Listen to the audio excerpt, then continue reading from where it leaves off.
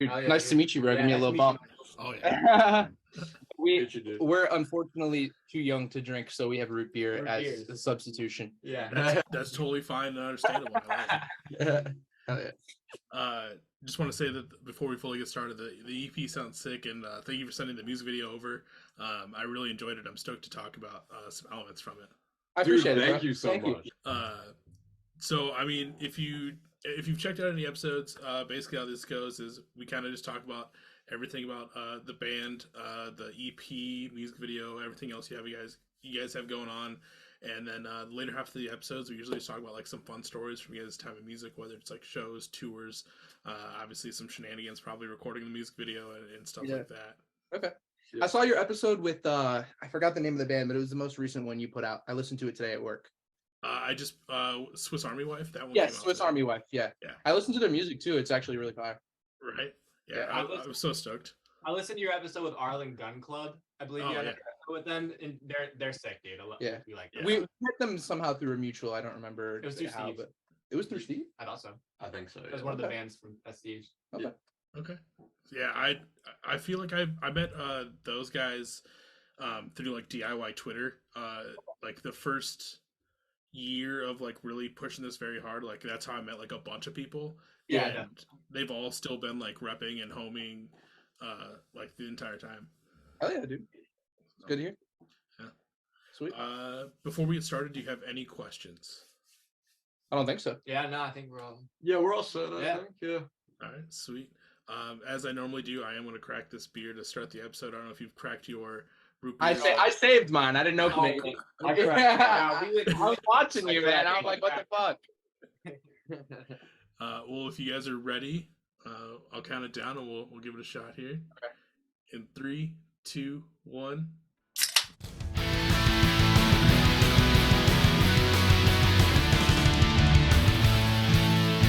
Welcome to the Beers with Bands podcast with your host, Michael Torres.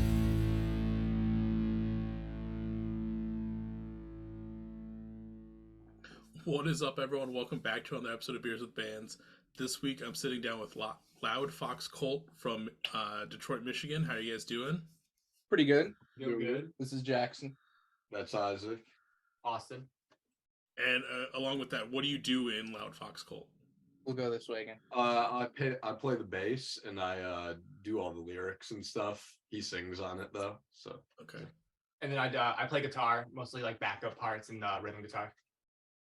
I also play guitar. We will switch between leads a lot, but he will write all the songs basically, like guitar and vocals, and then we all together will go over them and like finalize Flush it out. Yeah, just make it like cohesive. yeah. Okay, sweet. For people that might not know, LoudFoxCult is like an alternative indie band, like I mentioned, from Detroit. You released your debut EP back in January, which I'm stoked to talk about. But I mean, you guys I think I saw the first release, which also just hit 1 million streams. If we don't count the demos, came out in like 2018. So congratulations for that. Thank you. I appreciate that. Thank you. Yeah. I mean, it's been 2018 to now. That's how many years? 5 years? Yeah, 5 years. 6. Yeah. Like it's been a crazy journey. Obviously, we had like 2 years of unable to do anything, but now we're finally at the time where debut EP is out and it's called Cult Classic, and it's a great collection of 5 songs that I feel like, because even with the singles that you guys have out prior, those still rule, and for anyone that hasn't listened to those, definitely go check them out. But I feel like this time allowed you guys to solidify as to what you guys are. Yeah, definitely. Yeah, I feel like it was definitely like not a restart, but it was like that was the stuff we had before, and now this is like really what we wanted to it's what everything that we were doing before helped us grow into, I guess. Right. The way to describe it. The way I consider it is like we've been doing this like together since we were like really young. We're all 19 right now, but like we started like wanting to. I've been playing guitar since I was 5. He's been like we've all just been making music for like different periods of time, And like back then it was like more of a fun thing, I think, than it was like serious. But or during that gap, like we really put a lot of time into making sure that like everything that we do put out in the future is going to be really good, because we had a couple missteps. Like You're Terrific, we got really, really lucky with. After that, some of the songs kind of like in quality trailed down a little bit, but we spent a lot of time like really like trying to make sure that we had like a solid style and something that we can build off with for the next releases coming up. So yeah, it was a fun time. I really had a really, really good time through the whole process. Even though it was stressful, it was worth it. With this, I think I saw somewhere like it. I mean, you guys finished recording and mixing what, like about a year before it came out, or like what was this time frame for this EP? You might have, I accidentally on a Rate Your Music put in that we recorded it for a year, so that might have been where you saw that. But no, we recorded it last summer and then had it mixed and put it out pretty much instantly after it was mixed. So Okay. There was a lot of time though beforehand that went into selecting the songs. So what he'll do is he'll come up with something like just like a good idea on guitar, like vocals, just the basic structure of a song, and he'll make it and he'll like upload a demo on YouTube. So he had like a whole collection of those that he had built up over like the coronavirus time period.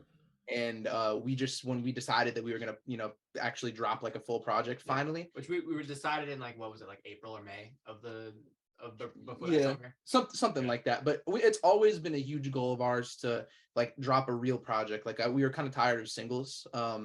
We had a whole album written at one point, but then like a whole bunch of time passed and we like sat on it for too long and we were like, it's not up to par. So we went through those songs and we just like picked out of all of them like 5 really, really good solid tracks, and we spent a lot of time like reworking them and making sure they were like perfect. And we got the songs recorded in Massachusetts at Kennedy Studios. That whole process only took like about a week because we had all the planning like done in advance.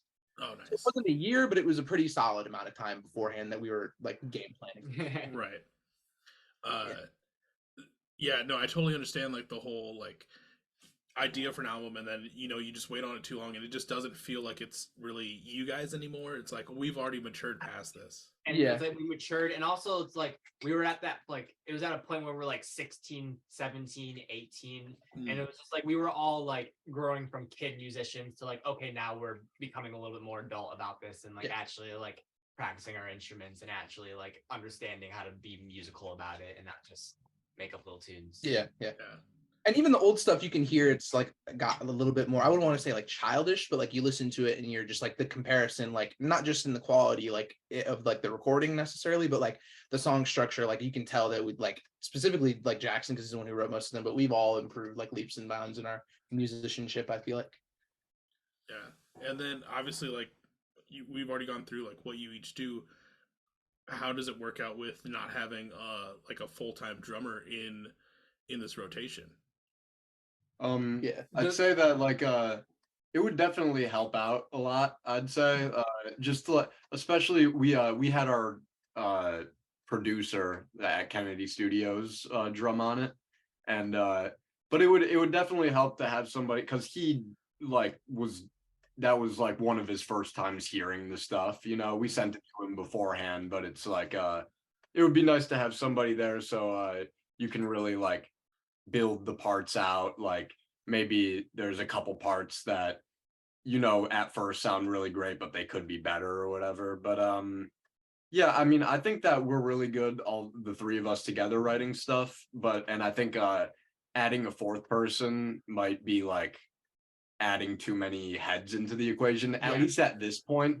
That's what we kind of decided before we actually went and recorded. We were trying to like get a drummer and solidify that and start being able to practice as a full have band. Them come with us, and it just wasn't working. And so we all kind of decided, let's all sit down, because it just worked with the 3 of us. And so let's just do what works for a little while.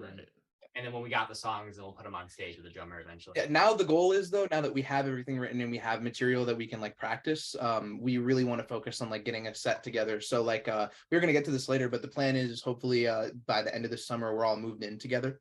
And the goal is like from there, we want to really, really start building like a good foundation to be able to like really get ready to play some like good shows, because like this is something we've all wanted to do for a long time. But also, yeah, shout out to Steve, because he absolutely bodied the drums on all the songs, like super short notice, showed up and he did everything on the first day, like first take almost for every single song, just brutalized it. It was amazing. Yeah, no, it was yeah. I love Steve. No, but yeah, I totally get like sticking with the three of you, because it's hard. No matter how many people are in the project, it's hard letting someone in that sees the vision and you can trust to execute it the way you've already have this cohesive thought with. Like you'd hate for to add a fourth person. Yeah, you have a drummer that can probably help out, but if they take what you guys have already established and twist it to make it not at the core what it was supposed to be, that's such a rough move. It is rough, and it sucks because you really don't want to like make anyone like feel bad, but like I said, because we all grew up together, we all understand our vision for what we want. We listen to not necessarily the same kind of music because we have like a diverse taste that we all pull from and stuff, but like we just know, because we've spent so much time doing it, like we know exactly what we want. So of course we do need a drummer, and we probably will include a fourth person at a certain point, but like for now, like the process that we have, at least for writing songs, is working like really well. Like I mentioned, this EP came out back in January, so I mean we're a few months out from when it originally came out. But like, take me back. Like, do you remember the initial response to this? I mean, it being your first collection that isn't singles coming out. I got a lot of good responses by, especially just from close friends, and also just like the people that have followed us over the years that really liked your traffic and have really like kind of like check out our Instagram constantly. They really noticed that it was a real growth compared to the rest of our songs. That, like, a lot of the compliments were definitely in just like the production, and also just like it was obviously like recorded in an actual studio, and we got the help from Steve. And so people, the compliments that I heard were really noticing just the improvement in production. Yeah, I thought the reception was pretty solid as well. Everything that I've heard, like everyone's opinions have been generally favorable as well, which is something that really means a lot to me, because obviously, like the whole point of being a musician is you make music for yourself and you want to be able to have fun with it, and that's a whole thing. But it is also really cool that there's people that actually listen to my stuff that like didn't obviously the people from high school who listen and stuff like that. That's always amazing because we appreciate all the support. But it's just really wild to think that like there really is people out there that I don't know about. I have no clue who they are, and they're streaming our songs. Like even though our streams have been trailing down recently, it's still crazy to like look at our Spotify for artists, and like every day on one of our on like Losing Focus, for example, we're getting like even like 30 streams a day is like a huge deal, because that's just like I don't know, that's just crazy to me. It's really cool that there's people invested in our careers like that. Yeah, I mean, and then like especially like I think I found you guys from a little bit after you guys released the single for Losing Focus. Like it was on a random like, hey, like new release radar that I on Reddit. Like, trying. I think I've either Apple Music or Spotify, somewhere out there. But yeah, I found it off of there, and I was like, okay, yeah, this shit's sick. Like I need to hit you guys up. And thank you, bro. I appreciate it, dude. And then the full EP drops, and it doesn't disappoint. Like it's you got fun, catchy songs in there. Like Letterman is like, that whole chorus to me is super catchy and just fun to vibe with. But it's been a joy listening to and getting prepared for all this. Oh, thank you, dude. I appreciate that. I appreciate all the research that you put into it too, man. I can tell that you looked into a lot, man. Thank you. Yeah. I got to do something around here. Yeah, exactly. That's the job. No, when you brought up the demo from 2018, I was like, oh, he heard the demo. Oh no. Yeah. I try and do as much research as I can, and there's been like a couple people where like I'll find something that I'm not like full like Nardwuar about it, but I aspire to be Nardwuar about it. No, yeah, that's really good. 100%. Dude, to have a Nardwuar interview one day would be that would be insane. Yeah. Yeah, no, it's freaking me out. Yeah, I think I would just be nervous as to like what information he pulls out. Just like, oh man, no one's supposed to know about this. No. Is this your phone number and email? Your home address. I just thought of like something stupid, like, hey, back in 2016, remember you were in this city and you just ran that whole stoplight, or like something like super dumb. Yeah. Yeah. No, he would know. Yeah, he Yeah, would. yeah. No, but yeah, so it's been great to listen to, and I mean, um, obviously we're going to talk about a music video here in a little bit, but debut EP comes out in January. We're now sitting in middle of May. This episode comes out late June, but like what's on the horizon for you guys musically wise? I mean, obviously there's been some time leading up to the release of the EP, so I'm sure there's some stuff in the back pocket that's in the works. Yeah, I think we got a couple of good songs ready, definitely. But we're more working on we've never played a show together before, honestly. Really? Yeah. So we're more working on right now. We've got like 5 of our songs down or so. Like just like obviously we know how to play all of our songs, but just like really down to a T with a drummer that we're practicing with right now. So I don't know. That's really been the thing why we haven't done it in the past, is because we didn't have a drummer to do it with. And I feel like it's harder to find somebody who's like, yeah, could you just drum but have no like creative control in it, you know what I mean? Yeah. But it's like luckily we found a really solid guy who's played a lot of shows in his past, and he's been working with us, and so he's a really cool dude. And even with the creative input thing, it doesn't have to be like that, because obviously after spending so much time with someone, you'll be able to find a way to integrate. But I don't know if I'm speaking for everyone when I say this, but me personally, especially lately, I've been insanely motivated about this. Like I said, I've been a musician since I was 5, and like music has like always been like my passion. I know it's their passion as well. So like I kind of have this thing about, since we started making music kind of like middle school, high school, like I've always wanted to be, I feel bad because maybe this is just my ego, but I've always wanted the validation of people taking us seriously. You know what I mean? So the first step was like getting really good with the songwriting process and making sure that like the actual songs themselves were like good, because we want to get it to a point where it's like even someone who doesn't listen to our genre, if they hear it, like if I was to recommend it to them, if they hear it, then they can at least, even if they don't like it, appreciate, they can tell, they can see the effort that we put into it. So after that, logically, the next step is we really want to get serious about playing shows. Like I have always like, I've had like dreams about like what that feeling would be like, literally what that feeling, like a really like bigger venue, and having that feeling of just like big lights and stuff like that, it would just be amazing. I've been waiting to feel that feeling for my whole life, literally. But I don't know, it's been a super long time, and I'm super excited to finally like get everything kicked off the ground, especially when we do move in together. Like we're gonna have a lot of time to be able to just like practice and just do everything we need to do to like stay as dedicated as possible. And the worst feeling is being offered a really good opportunity and having to turn it down, man. Constantly. It sucks, because we've had a couple good experiences. I recently like I'll name drop a little bit, but like the Lumineers, if you're familiar with the Lumineers, they texted us one time and they offered us a show, and it kind of sucked because we had to be like, have a drummer, man, I'm sorry, we can't do it. And they kind of like left, they were like, oh, okay, and then they texted again and they're like, are you sure? Because it's a pretty good. Do you know who we are? Like, are you sure you don't want to do this? It's a pretty good opportunity.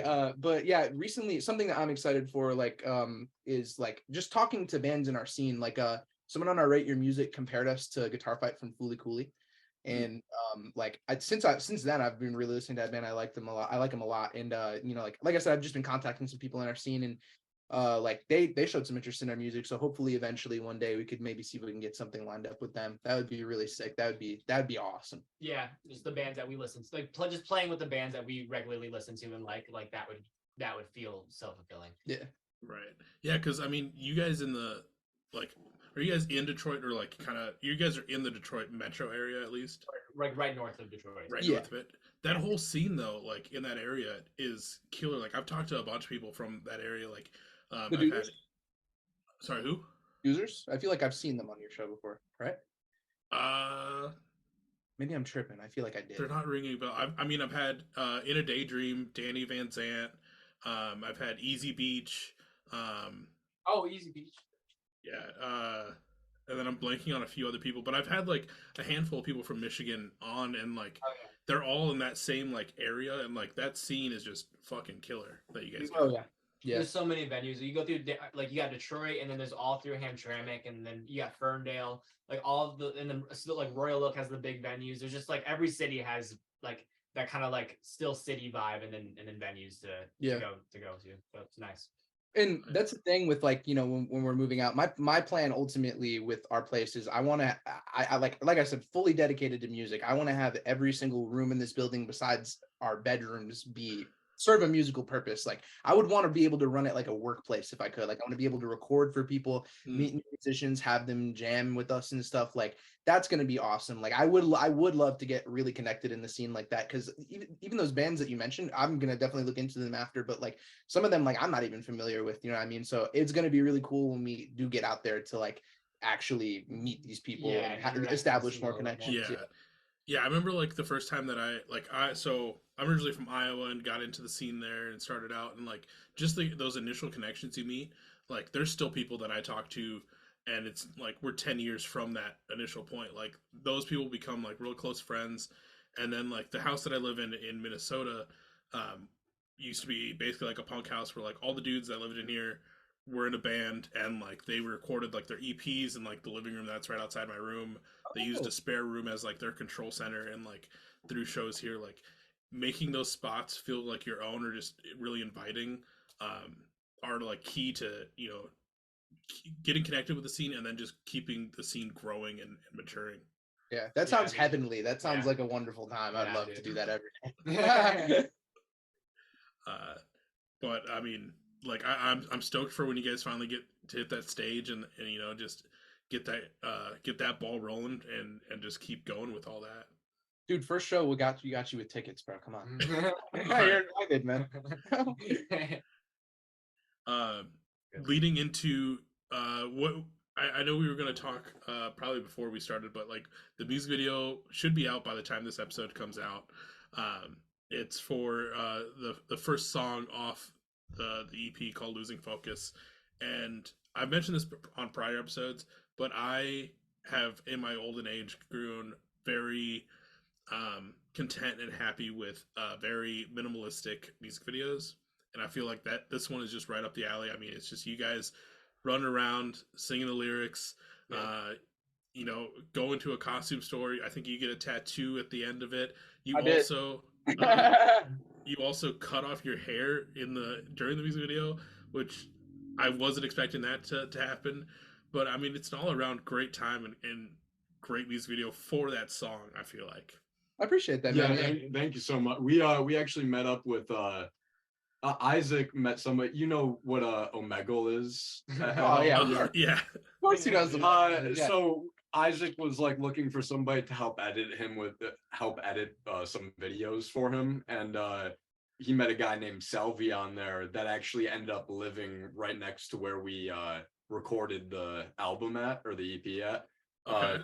So he ended up coming. We invited him over, and we just recorded a lot of stuff, had a bunch of different ideas. Like at one point, I think in it, like they draw like a dick on my face. yeah. And so like I'm sitting on the toilet at some point. Yeah. You're just having a great time with it, and just like, you know, trying not to make it feel like work, just having fun with it. Yeah. So without blabbering on too much though, I want to add a little bit more context to what he said, because I think the story of how we found the guy was actually really, really interesting. So I think I was 16 at the time, and it was my current girlfriend at that time. It was her birthday, and you know that song from SpongeBob that like it's all about you, girl. My 16th birthday. So basically, what I did was I took that song and I made a cover of it, and I just like played everything on guitar, and I changed the words to like fit her, right? Okay. So I had no clue how to edit video whatsoever. Like I'd never done it before, and I was just like, man, I don't know where I'm gonna like figure this out, because like obviously I would pay someone for it, but it was like I don't want to just like go on Fiverr or something like that'd take forever. So I go on Omegle. I don't even remember what tag I put in. I'm just like, I'm gonna look for someone to edit the video. First guy, I'm talking about like first match was his name's Salvi, right? And he's sitting there with his curly hair and his little headphones like this, and he's like, "Hey, bro, what's up?" And I'm like, "Hey, man, you know how to edit videos?" And he's like, "I got you. Whatever it is for free right now, I got you." So I'm like, "No way!" So he literally did it for me for free, and I've been talking to him, communicating with him since then. And when we were trying to figure out places to go to like get the songs professionally recorded, because we wanted to take it a lot more seriously. We were looking at like producers that had worked on some of our favorite albums. So like, for example, his name is slipping my mind, but the guy who the first one we were looking at was the guy who produced Osso's last album. I forgot the name of the studio, but we were looking at him first, and we just basically ended up making a Reddit post. We were like, we gave our price range, and we're like, does anyone know of any like reputable studios in this area? So Kennedy Studios reached out to us on Reddit, and it just so happened that they live like very near each other. So we showed up at the in Massachusetts, and we got off the plane, and we got an Uber to the mall, and we met Salvi, and he took us back to the studio, and we started shooting from there. Basically, we only had like 2 or 3 days of solid shoot before he had to go back to college. But it was a really good time. I'm really happy that I met him and all those people down there. Man, that's such a crazy story. Like, you always hear about people like meeting each other, like, or they're starting their bands from like Craigslist and like becoming lifelong or whatever. But like meeting someone on Omegle when you were 16 and still having that connection, and then also picking a studio that just happened to be very close to them to have them also help out and record in this long run, like that's a crazy chain of events that you wouldn't expect to ever happen. Yeah, no, for real. Who would have thought? And that's when you know it's just like there's some times when you're just like, oh, this is meant to be. It's meant, it's supposed to happen. You were like, this is the one. Like, there's no way we can't go this way. Everything really did fall into place perfectly. We got scared a couple of times because, like, for example, like the original drummer that we were gonna have come with us, we totally thought we had him locked in, and he had to pull out, unfortunately, towards the end. So that was like a situation that was kind of like disastrous for me. I made my heart beat a little bit because we put a lot of time and money into this, and we're young. So saving that amount of money at our age was like pretty difficult. And I don't know. It was just it's something that's really feels good about powering through something like that and still being able to come out with something that you're really happy with. One other thing I really liked about the music video is that it's not like clean cut footage. It's like old school video recorder, like handheld style footage, and I just felt like that just added like a little bit more to the whole vibe and aesthetic, and I loved that whole touch.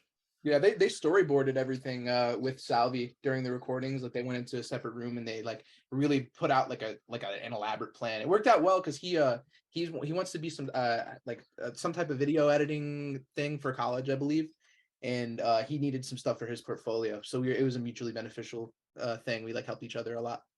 Yeah, I don't know if you've ever seen it before. You ever heard Title Fight before? Yeah. Their song "Head in a Ceiling Fan." They have a music video that's like kind of similar to that. That's kind of the inspiration for it, I guess. Yeah. Now with you guys like storyboarding this and like getting it prepared, was there any like element that you wanted to feature in the music video that you weren't able to do? That's a really good question. We wanted an actual like kind of story to it. I remember originally we were trying to think of this, like, we're basically, because Isaac was like getting his hair cut, he was getting a tattoo. So basically like I remember the whole like gist of the music video is basically like, oh, we're turning him into a bad guy. Yeah. And then, like, clown suit, and then like and like that was like the original thing, and then he was the one that we were gonna wake up with like the drawing and stuff. But then over time it just kind of like we started just like hanging out with Salvi more and having fun and like wasting time, and so it just kind of became like, okay, let's just get shots. Yeah, we just kind of we were just like, whatever, let's get it done. Let's get it done. Like, we took the scenes that we wanted, kind of like we added like the dick face drawing, and then the me on the toilet scene. Like we had those kind of thought up, but like other than that, it was pretty on the fly. Yeah, like we were trying to like one of the scenes, because it was supposed to be like really like the main point of it was like supposed to be like Salvi, like the person behind the camera, making Isaac into like a worse person. Yeah, like he's like talking to me with like hand signals, telling me what to do, just making me a bad guy. Yeah, and so like he was supposed to like hand him like a pack of cigarettes or something like that. Like, so just like random like props that we just never ended up doing. And the thing with my hair and the tattoo because I'm just trying to think like I just me personally, this is my thought process. I wanted to do something that would set the video apart, but I also, since we'd never done a really good music video, I didn't want to go like too over the top. So I was thinking like, yeah, like when he brought up shooting on the VHS camera, I was like, this is perfect because you can make anything look good on a VHS camera, really, depending on how you shoot it. And I was just like, yeah, I want to do something shocking. So my hair, like having long hair, has been a huge part of my life since I was like a young child. I had this Nirvana poster on my wall. I was absolutely obsessed with Kurt Cobain to the point where I wanted to look like him. So that's why I grew my hair out when I was a child, right? So it had been super long since probably like fifth grade, and like no one has seen me with like short hair, basically. So I was just like, I'm just gonna. This is the only way I would ever get rid of my hair.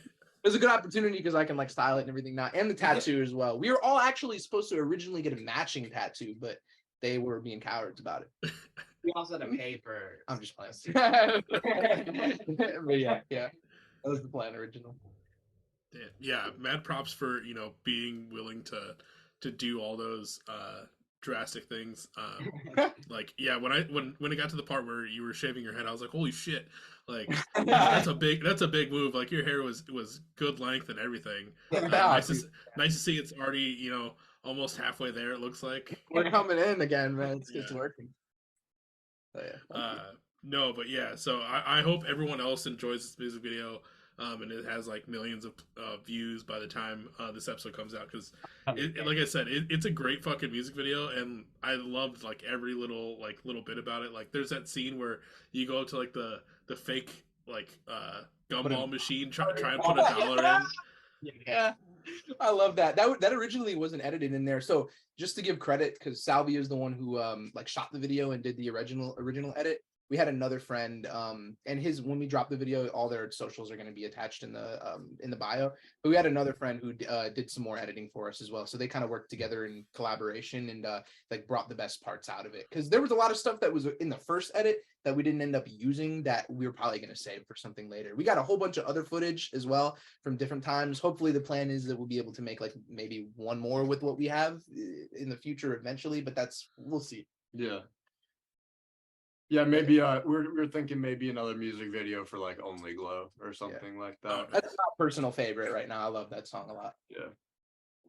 Oh yeah. No, yeah. It's always good to have that extra footage in the back pocket. You never know when you'll need it or what you'll do with it. But stoked to see what becomes of it. Yeah, dude. Thank you. I appreciate you, man. Thank you. So as we start to transition here, or at least before we fully transition, is there anything that I might have not brought up or we haven't talked about LoudFoxCult or the music video or the EP that you want the people to know about? Not anything that comes to mind. Yeah, not exactly. We're just we're writing. We're just practicing. Just expect more music probably, and like or expect us to be like working towards or recording something probably hopefully like sometime in next spring or next summer, and maybe and then maybe I don't know. We also, before that we actually recorded at Steve's, we recorded all of our own music personally, like just at home. And so I mean, probably like we're hoping to start, record some demos and maybe release something that we recorded ourselves in the next, few upcoming months. Or something. Yeah, maybe I'm probably like the schedule would be like something like probably like a single or two, and then we'll just like work on the album, like, and probably not have anything for a while. But I mean, and also my goal, so we both go to school for music technology, and my goal is to be like someone like Steve, like the guy we recorded with, like just to have like that'd be such a wonderful thing to have in your back pocket, just to be the skill set to like be able to record anything, and so to record your own music and also other people's music. Like, exactly. Analog and digital would be, because we've been like digital recording like just through like audio interface for a long time, but like I can't wait to get equipment set up because I don't really know much about gear. That's part of guitar playing I'm kind of lacking in, which is surprising since I've been playing for so long. But like I'm really excited to get educated in all that stuff, and like hopefully I can give the people in our area a good good opportunities to get some stuff done for like good prices as well. Like I just want to foster that creativity in the scene. Yeah, dude, always got to have someone that can do that in the scene. I know here in Minneapolis, I believe their name is Abe. They've done a countless number like EPs for different people in the scene, and I think they took like their whole garage and basically turned it into like a studio and just cranks out. So I mean, always good to have someone that can do that and just help those bands that are at that level where they want to get good recordings but can't afford to like go anywhere big, and like it's their first ones. Like, I mean, you guys are in that same spot. Like, if there was someone that would have been able to get your vision done for a little bit cheaper in like the local scene, I'm sure you guys would have done that too. No, exactly. But to be fair though, Steve, man, if we did not have him, it would not be anywhere near as put together as it was, because that dude was like a goddamn guiding light, bro. I absolutely love Steve, man. Steve and Joe. We never give Joe enough credit, bro. Joe's badass, dude. He's the other co-owner of the studio. But yeah, I absolutely love them. I have nothing but really good things to say about them. Yeah, I can't wait to see him again. I've never witnessed a YouTube video or somebody like at my school who mixed faster than Steve did. This dude's like a supercomputer. Like it was absolutely insane. He used like a gaming mouse because he's crazy. Like it was wild, dude. I don't even know, like the one with the ball. You know what I mean? Like the big red ball mouse. Oh yeah. Yeah, dude. He said some what the whole time, bro. It was crazy. Well, no, that's awesome, and like, I mean, hell yeah, keep pushing on, and congrats with taking that path to school. I that's something that I always thought about doing, and I just never did, and I have friends that have done it, and they really enjoyed doing all that. So props for deciding to do that. Dude, thank you so much. I appreciate it, man. Thank you for giving us this platform, man. I really appreciate that you sent us the message and everything, and that you and other people as well are like actually interested in what we're doing. It really validates the efforts, because we did put a lot of ourselves into it. So it's really cool to see that. No, seriously. Well, I appreciate you guys wanting to be on and chatting with me. We got a little bit more to talk about, but I mean, it's always fun. Sorry, my bad. No, you're fine. You're fine. You're not. You guys aren't the only ones that have done that. I've gotten to the transition point before, and I'm like finishing up like talking about their album and stuff, and they're like, "All right, yeah, dude, like, thanks again. Like, we'll catch you later." And I'm like, "Yo, we still got at least like 20 minutes." Like, no, but like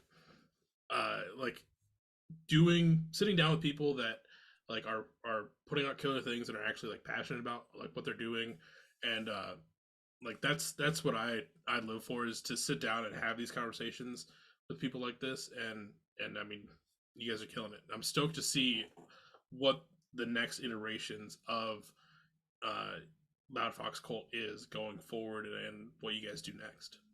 Thank you, bro. I appreciate that a lot. Appreciate it. Yeah, no, hopefully it's bigger and better than it was before. Yeah. So as we start to transition to the later half of this episode, obviously this is Beers with Bands. You don't have to be drinking alcohol on these episodes, because I will definitely do that for you. Okay, but good. I know you fine gentlemen are drinking a few beverages in front of you. What are you drinking on this fine Friday night? Maybe I'm illiterate, but Sprecher root beer, because we Yeah, we all got we are all drinking the same Sprecher beer. It's got a little bird on the front. I was supplied by this gentleman right here. Take a look, why don't you? Nice. Now, is this the go-to flavor root beer, or are you guys like normally like more of an A&W or Barks kind of person? I know things can get heated. Definitely. A&W is crazy. I kind of listen. I was coming here. Isaac was like, pick up some root beer. I was like, okay. I was like, what I was bottles. Because listen, I like shows with gimmicks like this, because the last one that we were on was called Pop Punk Pizza Pod. So we had to get some pizza. So I'm like, hey, this little gimmick. Yeah, I like that. I like those some root beer. That'd be better than anything else. Like, I'd be lame if I came on here drinking some water. Like, who the hell would do that? You wouldn't be the first person, and I wouldn't hate you for it. You're totally fine. Yeah, I love water. I'm just playing. Yeah, of course. No, but I appreciate you guys at least getting a beer themed drink. From the root variety. Most listeners know what's coming. I'm drinking a good old PBR, because that's what this podcast runs on. And so you guys sponsored? I fucking wish. I've sent like at least 3 emails and never gotten a response once. And Come it's on, very bro. sad. I believe in you. They'll find it one day and they'll be like, "Oh, this email is gold, bro." Yeah. One day, or what happened is they looked at my original logos where I just ripped off the PBR logo, and they were like, "Fuck this guy." Oh no! One of the two. One of the two. Bygones are bygones, though. I'm sure they forgot about it. Yeah. Hopefully. Maybe I'll send it. That's right. I should email them. You're right. You should, bro. Do it. Well, that'll do it for this beer segment. Now we're going to kind of transition into the later half of these episodes, which are always my favorite part of the episodes. Obviously, there aren't going to be many show or tour stories to talk about, but this is where we talk about like some fun behind the scenes stories from your guys' time of music. They can be, from when you guys were recording the album, recording the music video, or even like some cool shows that you guys have been to in your guys' life. I'm not sure who wants to start or how you guys want to do this. Oh my God, this is hilarious. What? Where you woke up and the Spanish guy came in the house into Steve's place and you thought. Oh my God, yeah. So can you tell it? Okay, no, let him. Okay. He says So there was some guy. So like we were. Take it away, Penny. We were all sleeping and I was sleeping. I think they were awake. No, my ass was. Yeah, no, they were. We were all sleeping. It was like really early in the morning. This was while we were recording our EP. I don't want to interrupt you real quick, but one detail I want to include is that the beds that we were sleeping on, they made a room for us, so it was really cool of them. But the specific bed that at the time I was asleep on, that he had to sleep on for the first 2 nights, it was literally just like a piece of cloth with an iron bar. Yeah. So it's like super uncomfortable. You're like laying there like this, bro. And I was like basically like hard asleep, but at the same time, like it was just hard. I was in an uncomfortable position, so I was in like a weird spot between like awake and not awake. And we were in like a little room, and then it's blocked off. It's right next to the control room, but it's another little room. It's like a closet, like kind of like a closet and a half, I guess. Continue. So we're just I hear something, so I'm awake and they're both asleep, and I keep hearing stuff, and it's just this guy, and the entire time the only people I've seen there is Joe and Steve, right? And I know what they sound like at this point, so I'm familiar with if I wake up and I hear their voices or something, I'd know. But I wake up and I hear some person, I think they're speaking Spanish, right? And I'm like really, and I hear them like moving stuff and whatnot, so I'm thinking that like the studio might be being like robbed. We were constantly told the entire time, lock these doors because we're really scared that somebody might steal. Yeah, no, I thought maybe you accidentally like left the doors unlocked or something that. Yeah. And so like I got really scared, and I'm trying to wake Isaac up, and I'm like, Isaac, there's some guy out here, and he's like making a lot of noise, and he's so tired. He's like, yeah, well, just like, and he goes back to sleep, and I'm just like petrified sitting there, and I forgot how. I think I might have just went back. No, I remember. He wakes me up, right? And I don't remember like the details. I was pretty much asleep, but from what he told me, he had woken me up, and he was like, "There's someone in here," and I sit up and I go, "Oh my God, for real?" And then so he's looking around, panicking, trying to figure something out, right? And then all of a sudden he just hears. I'm like fast asleep again, bro. Yeah. And I know how to deal with it. I think I just kind of peed a little bit. Yeah. And then went back to bed. I'm trying to. That one was pretty hilarious. There was also I felt like on the way to the studio I had to be a bit of a mom at the airport with these two. Because they've never. I think Jack, was that your first time on a plane, Jackson? First time. I've been on a plane plenty of times. He's been on a plane, but I feel like I've done it a lot, and it was just a struggle trying to get there because we had to be at the airport at like fucking 5 a.m. or something like that. Yeah. So it's a struggle, like trying to make sure that we were all awake, all had a ride to the airport. We were trying to like make sure that like somebody could drop us off, and then we're like running through, and then like we were all like very confused at first because it was all of our first time like taking a plane by ourselves. But I felt like I had to figure it out a little bit, but we made it pretty good time. This gentleman is definitely the most adult out of all of them, I'd say. for sure. When it comes to travel. No, just in general, I think. At least more than me, for sure.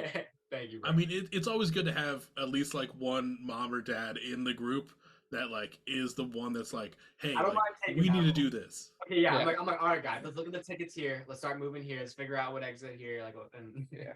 Yeah. I would have been lost. This is my biological dad. I see. That's where you get the hair from. Got it. yeah. Well, yeah, no, I would mean there say- is a resemblance. Yeah, there is. No, that- I'm trying to think if maybe I have one. I don't think I do from the trip. What was something else funny that happened? There's some things that are just like they maybe are like I just don't think they're story worthy, but there's definitely some hilarious stuff. Like it was more like little things. Like I just remember like I don't remember actually. I don't remember. Yeah. No, I mean it was a fun time, and also just hanging with Steve and Joe. They were just such like it was we were very like, what are we walking into? Because we never even had like we probably had a phone call with him, and then we had he sent us a picture of him putting the thumbs up, and that was like all we knew about these guys. And You want to see it? I'm gonna find it. yeah, find it. You're gonna love Steve. You're gonna look at his face and you're gonna be like, this man is just made for it. But as soon as we came there, they were so welcoming, kind. Like we would at the end of the night, we would all sit around a table together and all be laughing and talking together. And we're just like 18, 19-year-old kids, and they're in their late 20s, early 30s. And it was just cool that we were able to bond over the music that we were making and actually like make it a professional, but also like a friendship relationship after after the whole process. Get a load of this wonderful gentleman. I fucking love Steve, man. Yeah, he's a fun guy. But yeah, man. And also, I mean, we've been recording. I mean, obviously we talked about this, but we've been recording with each other like since we were growing up. So there were so many just like if you think back to your like just your kid, the nights of being a teenager, being 14, staying the night at your friend's house. That's just like all the memories we made together. Yeah, they just kind of got mushed together, honestly. Yeah. Like I don't even recall anything. But no, and so it's just been fun to be able to like still make music with the guys and look back to those funny like memories of like staying the nights over their friend's parents' house or something like that, or and like sneaking out together and doing fun stuff. The feeling that you get when you make like in hindsight, not very good, but back then, banger song. Yeah. Nothing felt better than that, bro. Yeah, Nothing felt better. I remember like listening to certain like little demos that we recorded and being like, this is the best thing that we've ever done, and then listening to it now and being like, wow, that was Yeah. It's crazy how you can literally be convinced, like, guys, this is headlines, man. This is gonna break the news, and yeah, it's just never like. I mean, that's the specific reason why I keep the early EPs that my friends have done. Like, I still have them on CD, and like I'm in the process of like, bro. That's awesome. I try. I'm in the process of moving right now, so like I packed up all my records and my CDs, and I found them. So I had to send them all a picture, like, hey, people don't forget, like, you guys could have still been something, man. Like this, everyone slept on this record, man. Hell yeah. Yeah, no, Dude, that's so funny. We actually back in middle school, before we did LoudFoxCult, even we had another band that we'd give like either just like random people or like we'd try to sell our friends like these CDs that we had, and I'm sure that somebody somewhere still has that like lying around. Oh, I guess he did.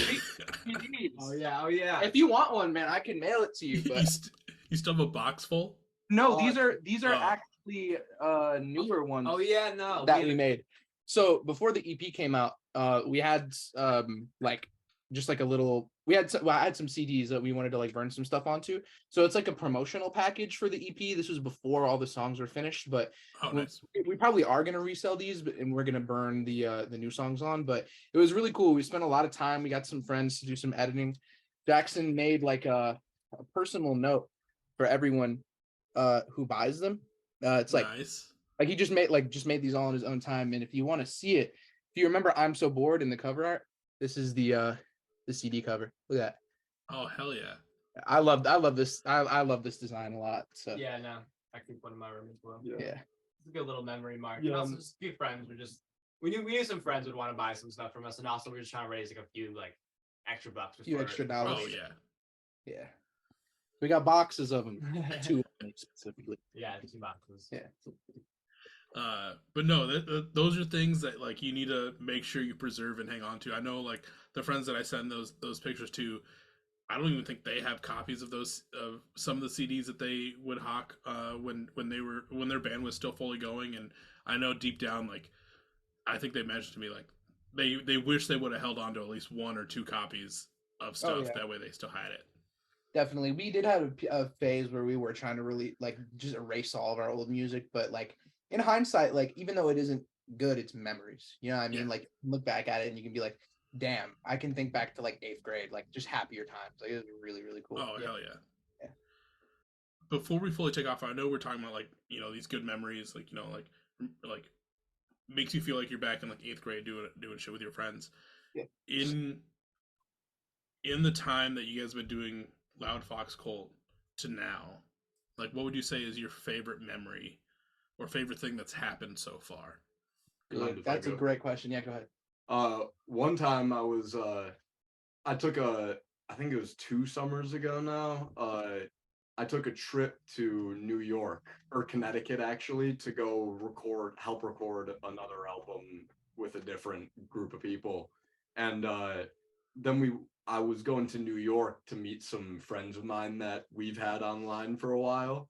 And I lost my phone on my way to the to go meet them.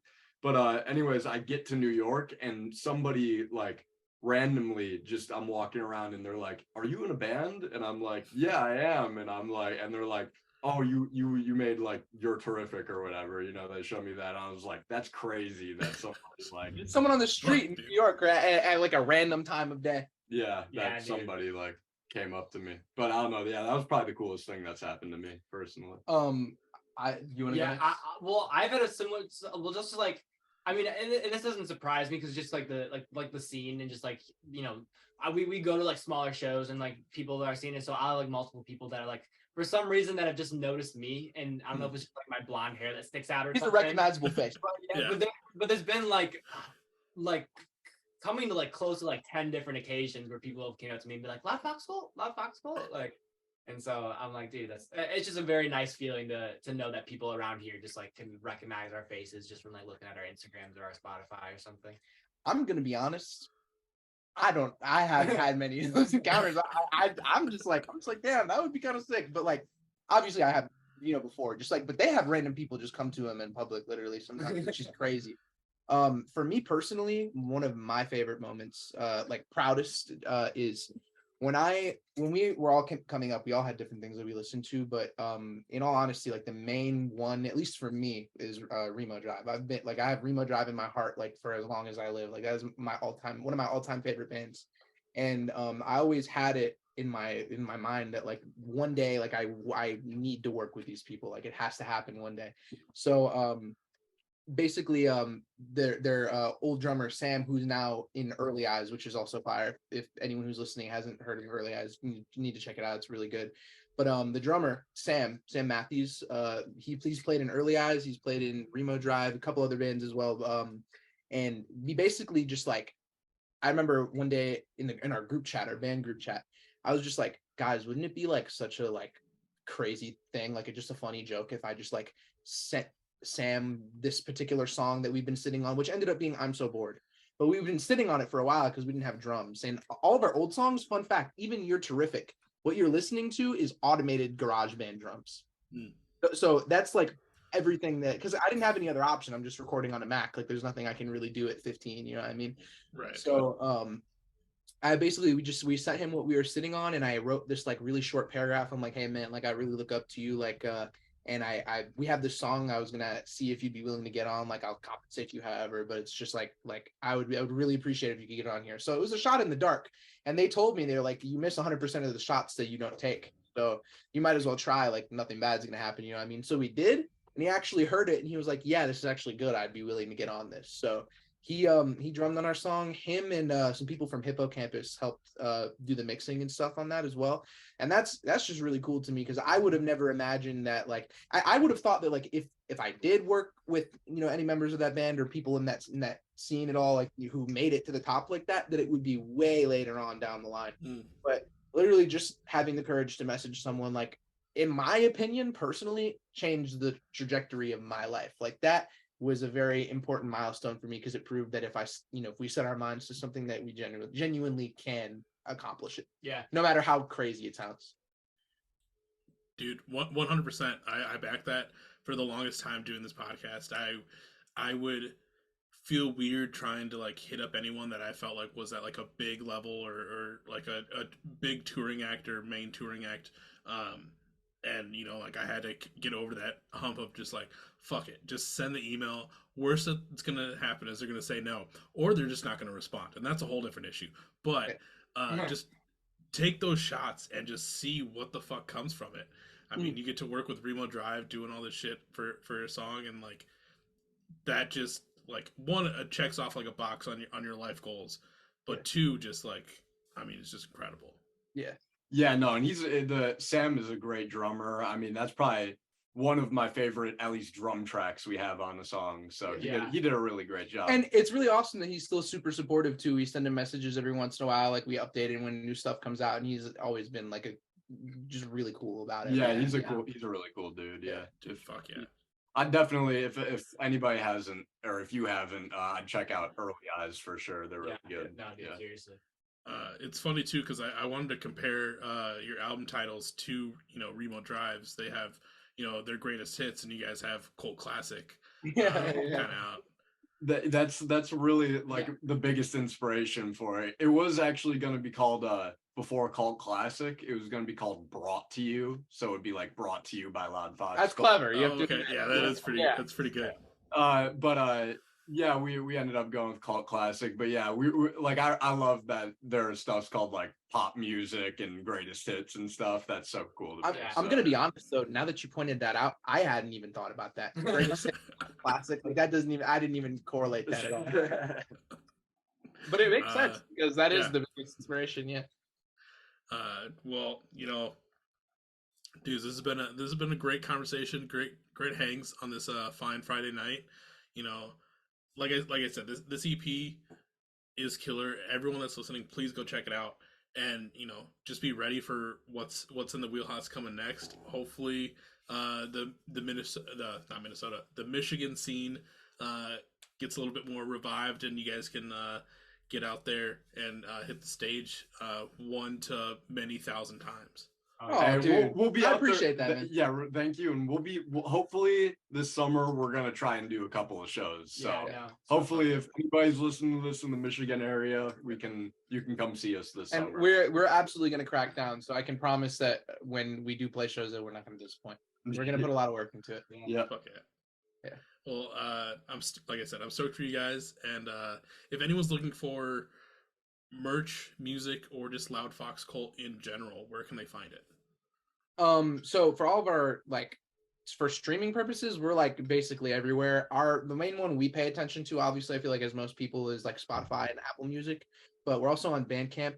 We do want to eventually start getting to getting merch out, but like I said, because I probably could figure it out, but since we're still kind of young, I don't know how I would implement like a merch system yet that is I can keep track with it and everything, because we didn't even have anywhere to put all of our stuff yet. So when we do get that figured out, it'll be updated, and I generally try on our Spotify to update people regularly with everything. Yeah, and if you want to keep up to date, any of our social medias, Twitter, Instagram, we're gonna post all the time, when something drops, or if we do end up releasing merch, we'll put our hyperlink there, and you'll be able to get it there. Yeah. And all of our socials are just LoudFoxCult. Yeah, everything. Yeah. Yeah, and I mean, depending where you found this episode, whether it's Facebook, Twitter, Instagram, or you're watching it on YouTube, all the links are in the description below. Make sure you hit those hyperlinks. Go follow them on all the social media platforms, and stay up to date. Be ready for shows, merch, more music, everything, and keep an eye on these lovely folks. Thank you. Dude, you're a lovely folk too, man, bro. Bump it up again, bro. Bump it on, man. Come on, dude, participate. Yeah, let's go. All the bumps. Yeah. Well, like I said, this is a great Friday night. I mean, that's gonna end it for this episode, and I'll catch everyone on the next one. All right, man. Thank you for having us. See you guys.